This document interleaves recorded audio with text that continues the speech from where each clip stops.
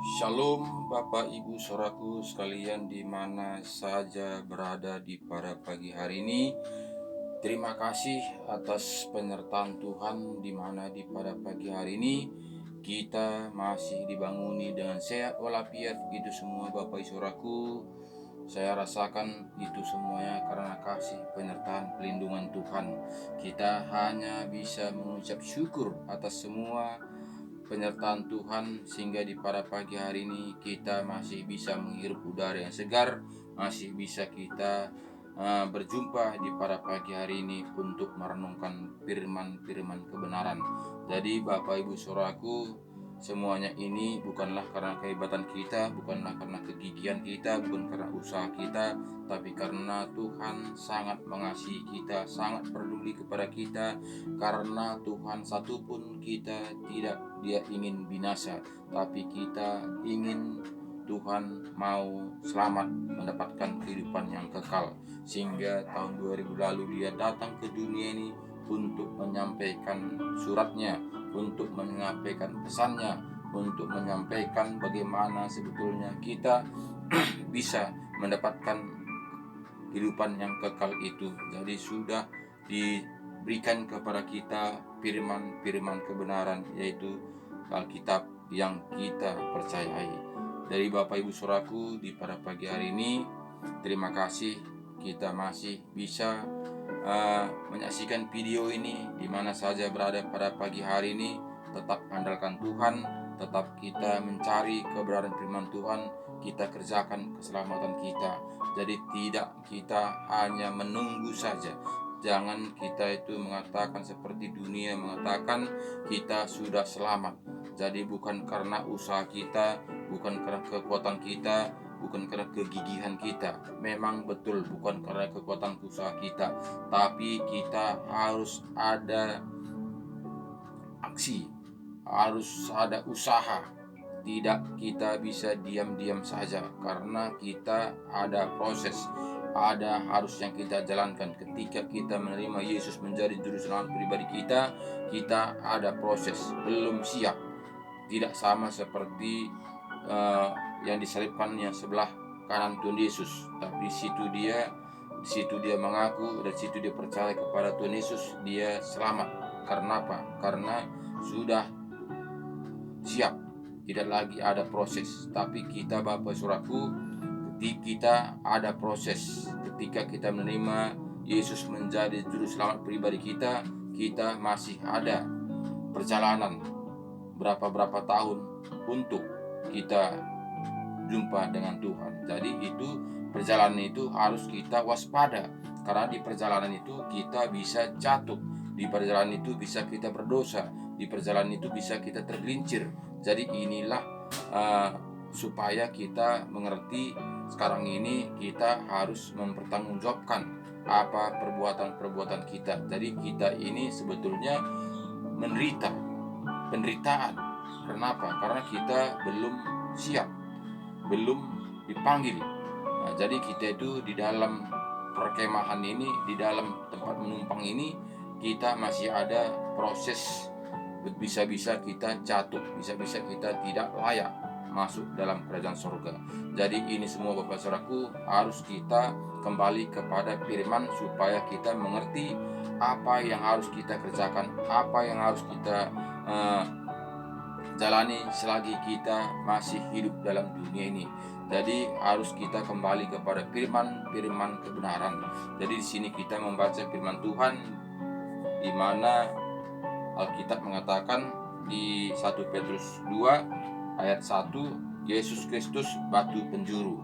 Jadi kita tahu Yesus Kristus itu batu penjuru, itulah juru selamat, itulah Bapa kita, itulah jalan untuk mendapatkan kerajaan surga. Jadi di sini katanya, karena itu buanglah segala kejahatan, segala tipu muslihat, dan segala macam kemunafikan, kedengkian dan fitnah, dan jadilah sama seperti bayi yang baru lahir, yang selalu ingin akan air susu yang murni dan yang rohani, supaya olehnya kamu bertumbuh dan beroleh keselamatan. Jadi kita diajarkan Tuhan, kita itu hendaklah kita sama seperti bayi. Seperti bayi, bagaimana bayi ingin minum susu, susu yang murni. Jadi kita ini ketika kita menerima Tuhan Yesus menjadi juru selamat kita sama seperti bayi, sama seperti anak-anak, kita baru lahir baru. Jadi itu kita perlu susu murni, artinya kita itu harus kita kembali kepada Alkitab. Firman kebenaran itulah susu yang murni. Jadi itu harus kita baca Alkitab. Tanpa kita baca Alkitab, bagaimana kita mengonsumsi susu itu? Tentu kita tidak dapat. Jadi Alkitab akan mengenyangkan kita. Alkitab akan menunjukkan, Alkitab akan menerangkan bagaimana kita harus berjalan seturut dengan kehendak Tuhan. Jadi itulah susu itu, susu rohani.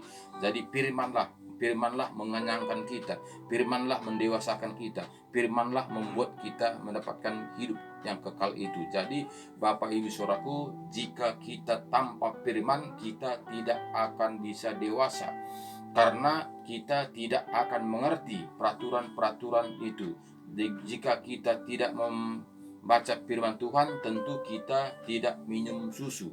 Jika bayi tidak minum susu, tentu kita tahu bahwa bayi itu akan mati. Jadi begitu juga kita hidup dalam dunia ini, Bapak Saudaraku. Jika kita tidak membaca firman kebenaran, berarti jiwa kita mati, rohani kita mati. Jadi ini sebetulnya Bapak Saudaraku perumpamaan yang diberikan kepada kita supaya kita mengerti, supaya kita itu menanggapi, supaya kita itu menjalankan seturut kehendak Tuhan. Bagaimana pentingnya firman itu membina kita, bagaimana firman itu bisa mendewasakan kita, bagaimana firman itu membuat kita bisa hidup, mendapatkan hidup yang kekal itu. Jadi ini semua Saudaraku tidak kita dapati di dunia, hanya kita dapati ada di dalam Alkitab.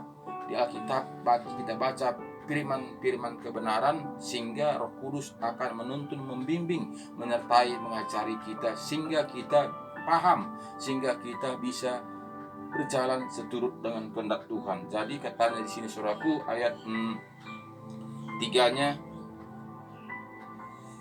di dalam ayat 2, dan jadilah sama seperti bayi yang baru lahir, yang selalu ingin akan air susu yang murni dan yang rohani, supaya olehnya kamu bertumbuh dan beroleh keselamatan. Jika kamu benar-benar telah mengecap kebaikan Tuhan, dan datanglah kepadanya batu yang hidup itu, yang memang dibuang oleh manusia, tetapi yang dipilih dan dihormati di hadirat Allah. Jadi memang Tuhan Yesus dibuang oleh dunia ini.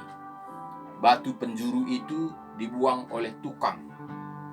Kita tahu batu keselamatan itu adalah Tuhan Yesus. Tuhan Yesus dibuang oleh dunia. Jadi batu penjuru itulah yang berharga. Tuhan Yesus itulah berharga. Kita lihat bagaimana Tuhan Yesus dibuang dari dunia ini, karena dunia tidak suka namanya itu keselamatan. Dunia tidak suka namanya itu firman kebenaran. Jadi Bapak Ibu Saudaraku, tidaklah gampang mendapatkan kehidupan yang kekal itu. Tapi manusia mengatakan sangat gampang. Kenapa? Karena manusia ingin membuat kebenaran diri sendiri, bukannya menjalankan firman kebenaran. Nah, jadi jika kita melakukan firman kebenaran seturut dengan apa yang tertulis di dalam Alkitab, sesuai apa yang diajarkan Tuhan Yesus kepada kita, itu sangat-sangatlah sukar. Karena itu menanggalkan kedagingan, mematikan kedagingan, mematikan ego kita, mematikan harga diri kita. Itu sangatlah sukar. Jadi itu Bapak Saudaraku, makanya banyak saat ini manusia membuat kebenaran diri sendiri. Jika kita membuat kebenaran diri sendiri, Saudaraku, kemanakah akhirnya kita? Jika kita tidak berjalan seturut dengan aturan-aturan Tuhan Yesus. Padahal kita tahu, akulah jalan, satu pun tidak sampai kepada Bapa jika tidak melalui aku. Itu kata Tuhan Yesus. Tapi kita tidak mau melakukan seturut apa yang diajarkannya kepada kita. Jadi jika demikian Bapak Saudaraku, kemanakah kita itu berangkat? Kemanakah itu kita berjalan? Jika kita hanya mengikuti aturan-aturan manusia. Jadi ini Bapak Saudaraku, harus kita berpikir mulai sekarang. Jangan nanti ketika kita dipanggil kita menyesal. Jika kita dipanggil menyesal, itu tidak lagi ada gunanya Saudaraku. Tapi jika sekarang kita menyesal perbuatan-perbuatan kita yang sudah lewat, kita bisa mengubahnya. Kita bisa kembali minta pengampunan pada Tuhan, kita bertobat dengan sungguh-sungguh. Jadi ini semua saudaraku, marilah kita buka Alkitab kita baca, kita renungkan, kita lakukan, kita menaati, taat dan setia saudaraku. Karena hanya itulah jalan. Manusia tidak bisa mengangkat kita. Manusia tidak bisa menyelamatkan kita. Manusia tidak bisa membonceng kita. Hanya diri kita lah yang bisa tahu kemana arah tujuan kita. Jangan gara-gara manusia kita jadi binasa. Jangan kita hanya ikut-ikutan saja. Bagaimana manusia begitu kita ikutkan. Padahal ada contoh, ada gambar, ada petunjuk. Kenapa kita tidak mau melakukan sesuai dengan petunjuk Bapak Saudaraku? Jadi memang setan itu sangat-sangat licik. Kita dibuat mengabubukkannya supaya kita tidak membaca firman-firman kebenaran, supaya kita semua binasa, supaya kita semua digiring perlahan-lahan ke api neraka tanpa kita sadari saudaraku. Makanya kita tidak mau membaca Alkitab dengan taat dan setia. Jika kita tidak taat membaca Alkitab, bagaimana kita bisa mendapatkan apa yang dijanjikan Tuhan kepada kita? Jika kita tidak tahu bagaimana apa isi Alkitab. Jadi ini Bapak Saudaraku, marilah kita kembali kepada Alkitab supaya kita mendapatkan seturut dengan kehendak Tuhan. Jadi kita baca selanjutnya Bapak Saudaraku, ayat 3. Jika kamu benar-benar telah mengecap kebaikan Tuhan, dan datanglah kepadanya batu yang hidup itu, yang memang dibuang oleh manusia, tetapi yang dipilih dan dihormati di hadirat Allah. Dan biarlah kamu juga dipergunakan sebagai batu hidup untuk pembangunan suatu rumah rohani bagi suatu imamat kudus, untuk persembahan rohani yang Kristus Yesus, karena Yesus Kristus berkenan kepada Allah. Sebab ada tertulis dalam kitab suci, sesungguhnya aku meletakkan di Sion sebuah batu yang terpilih, sebuah batu penjuru yang mahal, dan siapa yang percaya kepadanya tidak akan dipermalukan. Jadi sini katanya tadi kepada kita saudaraku, jika kita percaya dan taat setia, kita tidak akan dipermalukan. Karena Tuhan sangat menghargai. Seberapapun perbuatan kita itu, Tuhan itu sangat menghargai. Itu tidak akan sia-sia. Semua itu akan diperhitungkan Tuhan. Jadi Bapak Saudaraku, apapun yang kita lakukan seturut dengan kehendak Tuhan itu, kita akan menerima upah kita. Jadi itu tidak akan sia-sia. Makanya firman Tuhan mengatakan, kumpulkanlah hartamu di sorga. Karena di sorga itu tidak ada ngengat. Itu firman Tuhan mengatakan saudaraku. Jadi itu kita tidak akan melakukannya. Karena itu tidak kenyataan saat ini. Itu nanti. Jadi jika kita hanya membayangkan hanya nanti, kita itu kurang yakin, kurang percaya. Yang kita yakini, yang kita percaya itu adalah yang kelihatan. Sehingga kita melakukannya seturut dengan apa penglihatan kita. Kita melakukannya seturut dengan apa yang kita pandang.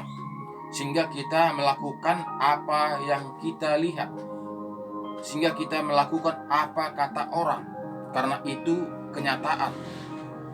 Jadi sangatlah sukar kita melakukan yang tidak kelihatan, sangatlah sukar kita mengimani yang tidak kelihatan. Jadi itu semuanya Bapak Saudaraku bisa kita renungkan. Bisa kita renungkan, pemberian Tuhan itu tidaklah kelihatan, sama seperti roh kita, nyawa kita. Nyawa itu tidak kelihatan. Datang dia tidak kelihatan, pergi dia tidak kelihatan. Kelihatannya kalau dia nyawa kita pergi, badan kita ini sudah dingin, jantung kita tidak berdenyut lagi. Itu membuktikan nyawa kita sudah pergi. Hanya itu saja, tapi tidak bisa lihat dengan kasat mata kita. Begitulah Tuhan itu, begitulah Roh Kudus itu yang ada di dalam hati kita ini. Dia tidak kelihatan, tapi bisa kita rasakan. Sama seperti roh kita ini, bisa kita rasakan bahwa kita ini masih bisa berbicara, masih bisa bergerak. Itu buktinya masih ada nyawa kita, masih ada roh kita. Jadi begitulah Tuhan itu Bapak Saudaraku, tidak bisa dipandang dengan mata kita, tapi bisa kita rasakan. Jadi Bapak Saudaraku memang sangatlah sukar mempercayai yang tidak kelihatan. Memang sukar, sangat-sangat sukar kita mengikuti ajaran-ajaran yang tidak kelihatan. Sumpama sama seperti orang yang memberikan upahan. Mau kau kerja di ladangku? Mau. Gajinya 100.000 per hari. Tapi tuannya tidak tahu siapakah tuan itu. Sehingga kita bimbang. Saya kerjakan sama siapa yang nanti saya gajian. Tapi jika kita melihat Tuhan ada situ menjaga kita, pasti kita percaya